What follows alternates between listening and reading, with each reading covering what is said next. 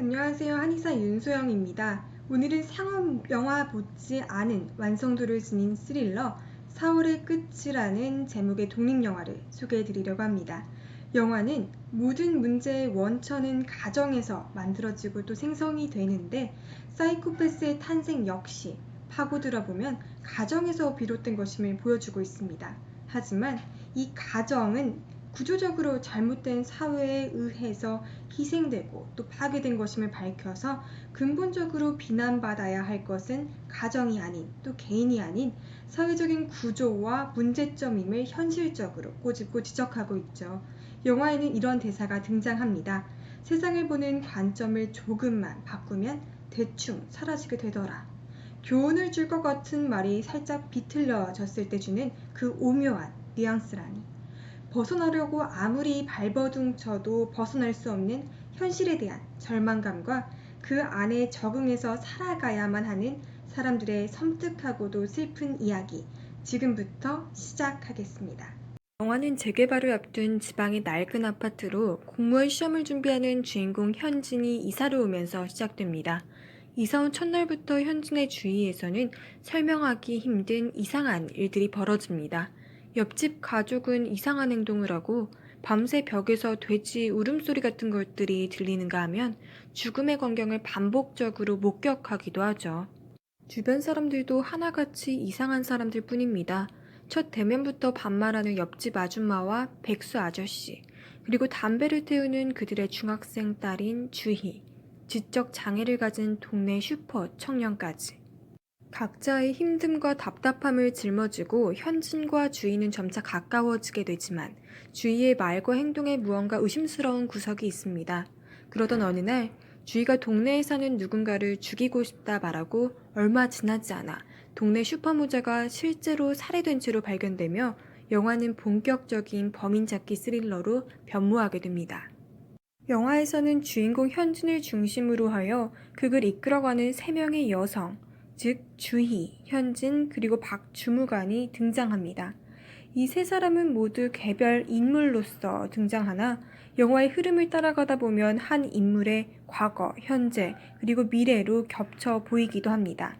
과거, 현재, 미래를 아우르는 존재들이 동시에 존재하기 때문에 과연 영화 속의 이 죽음들이 실제로 일어난 것인지 여전히 주희와 현진의 환영인지는 모호하지만 이 세 사람은 공간적인 배경이 되는 아파트를 중심으로 느슨하게 서로를 맴도는 듯 보입니다.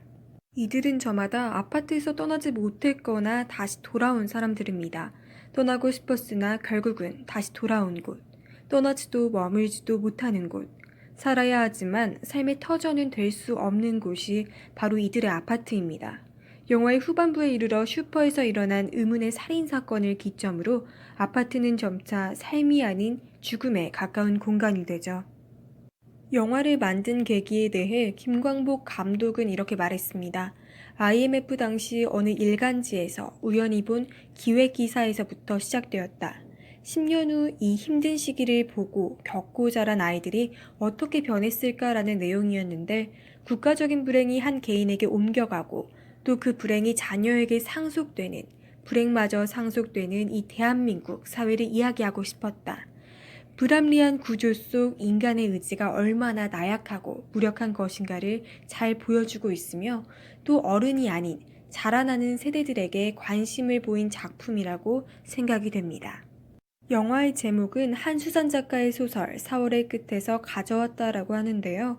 소설에 나오는 4월의 이미지에서 아름다운 계절과 대비되는 심상치 않은 긴장감을 느낀 감독은 4월은 하늘만 바라봐도 아름다운 계절이지만 복면이 폈다가 갑자기 져버리듯 아름다운 시절이 갑자기 끝날 것만 같은 위태로운 느낌을 준다는 뜻에서 영화 제목으로 정했다라고 합니다.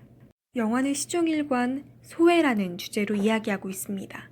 기업에서 정리해고된 후에도 아침이면 양복을 입고 8년째 어디론가 출근하는 주희 아빠, 남편이 대기업에 다닌다는 믿음으로 거짓말만 해대는 주희 엄마, 돈 한 푼 없이 학교를 다니기 위해 편의점 최저임금 4,500원도 부족해서 몸을 굴려야만 했던 주희, 불안한 주거 환경이지만 어쩔 수 없이 허름한 아파트에 입주하게 된 현진, 회사에서 벌받는 외국인 노동자, 또 지적 장애인인 동네 슈퍼 청년, 모두 주류가 되지 못하고 희망 없는 삶을 계속하는 사람들에게 일어나는 일상의 일면들을 비추고 있습니다.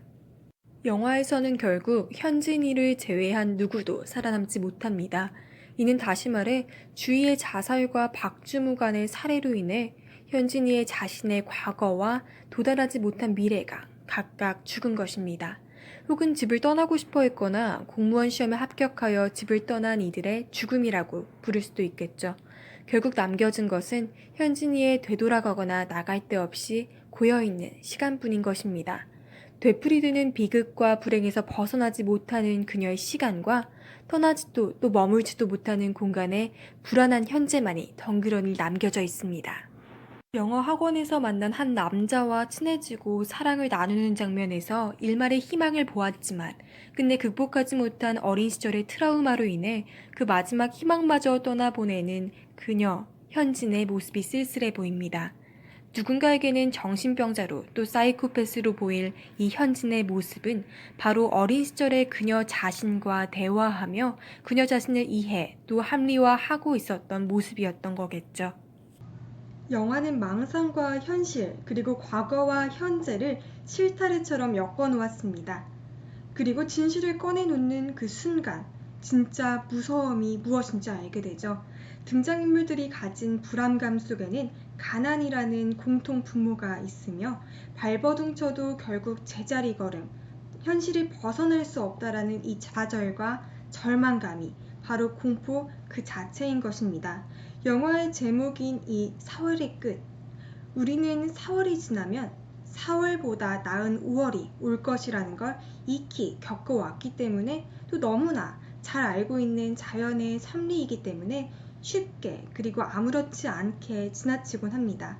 하지만 그 과정을 겪어보지 못한 사람들에게 있어서 4월이 현실이라면 5월은 가지 못한 이상향 같은 존재일 뿐일 수도 있다라는 생각이 들었습니다. 4월의 끝이 누군가에게는 아직 피지 못한 꽃처럼 영원한 끝일 수도 있음을 다시금 생각해 보게 되었습니다. 지금까지 들어주셔서 감사합니다.